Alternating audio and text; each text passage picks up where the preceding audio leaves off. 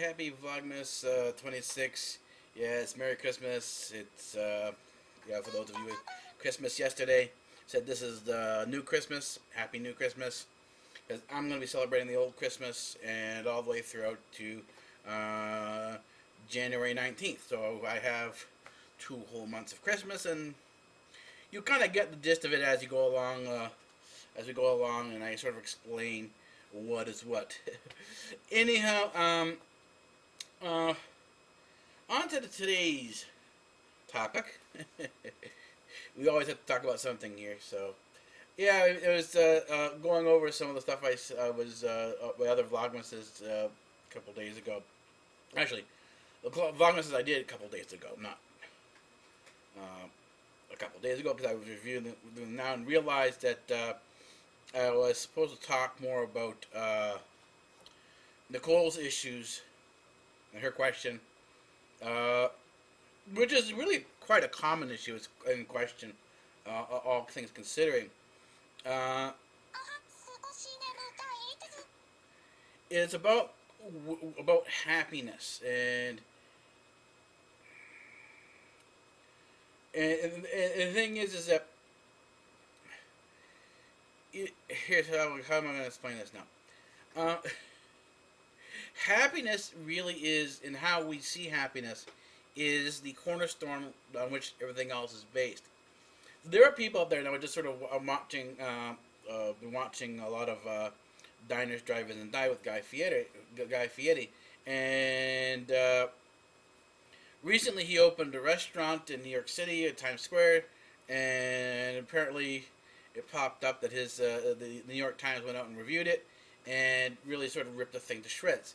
And as you read through the different opinions on the internet, what you end up finding out is you find up finding a lot of people, other chefs and so on and so forth, really kind of raining on his parade for nothing more than he is more popular than they are. And that's basically what it boils down to. These people are upset that they aren't as famous as he is, or have done as well as he has, because these people are, as they say, are real chefs, and he's not a real chef, from their opinion, and that he produced restaurants in Times Square which are similar to tourist traps, like TGI Fridays and Planet Hollywood. But the thing is that people, if you could open up a mass restaurant, you have this restaurant they were sort of reviewing was a 500-seat restaurant, which is kind of massive. It's you wouldn't expect a 500-seat restaurant to be like the Diners, Drive-Ins, and Dives. Diners, Drive-Ins, and Dives barely fit 60 people, and they're small, tiny restaurants. They're holes in the walls.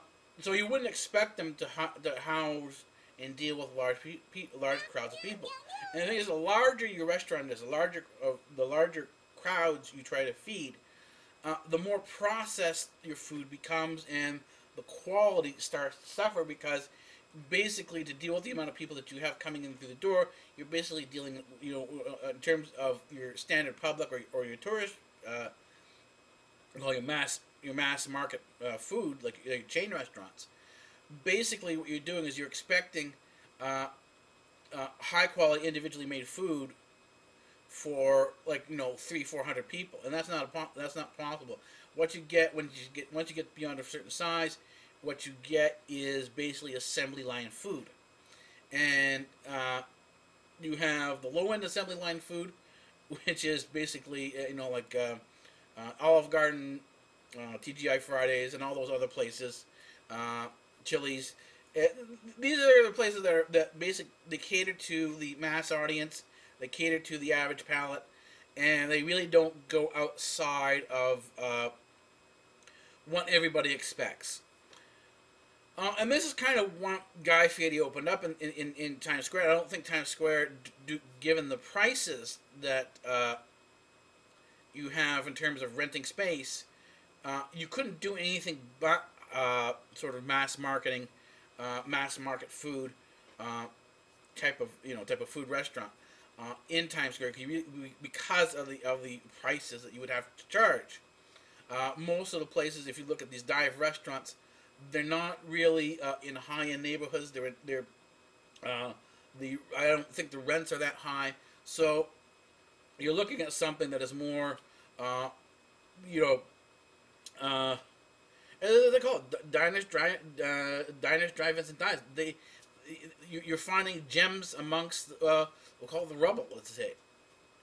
And but as I say, the whole point here is that you always have people who are haters, always who are angry about something, or this or that. And it's not really that. It's not. You can't say they're angry about anything specific, because their rants are more or less general, and it's just a general dissatisfaction with where they are in life that causes this sort of. And this is sort of, I know this from experience from people who are like that are just generally unpleasant to be around. And that's their whole personality. Their whole personality is unpleasant, and these people are fundamentally unhappy. And when you start looking and seeing what they're unhappy about and what they're listening to their complaints, what you realize is that they've never become happy with whatever they have. They always assume that something that somebody else has done better, and they become jealous of it. They never see the quality of their own life. They never see the happiness in their own life. They never see what they already have as being good. They always want more. And this is sort of what determines happiness. Happiness is not about what you can get from that somebody else has. It's not a competition. It's being happy with what you already have. And once you achieve that, then everything else, your love and so on and so forth, starts to fall into place. Because once you can start seeing the good in your own life, no matter what it is and what level it's at, then you can proceed from there to obtain more of it. And it's not that you're going out there, specifically to and that's all your whole purpose is, to obtain a better life for yourself, is basically to live life. The quality of love and happiness that you receive is in many ways measured by the amount that you give. In other words, it's a quality that comes to us after we have already given out, and not necessarily thought of giving out in an expect of return. In other words, there are people out there who talk about karma, and the whole problem that I have with karma is that karma tells you that for you to get something good, you have to do good, and the universe will repay you as well for that. If you do something bad, the universe is going to penalize you for it. It's going to seek revenge on you. But the thing is that when I see people doing stuff, and they say, "Oh, I want to do it to get this will give this will be earn me karma points for redeeming of my sort of." Oh, here we go again.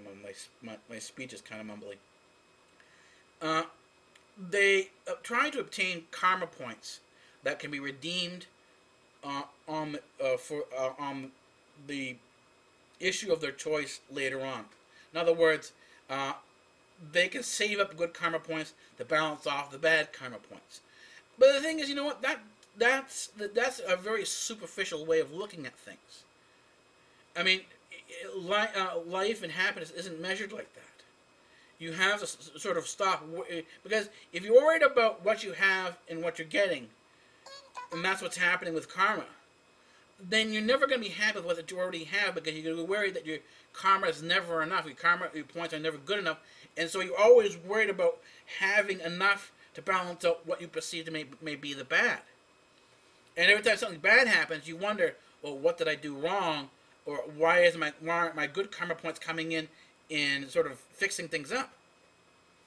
And so what happens is that all the superficial stuff about happiness really doesn't work out too well. And a lot of times this is what you get from psychologists, this is what you get from gurus and a whole bunch of other people.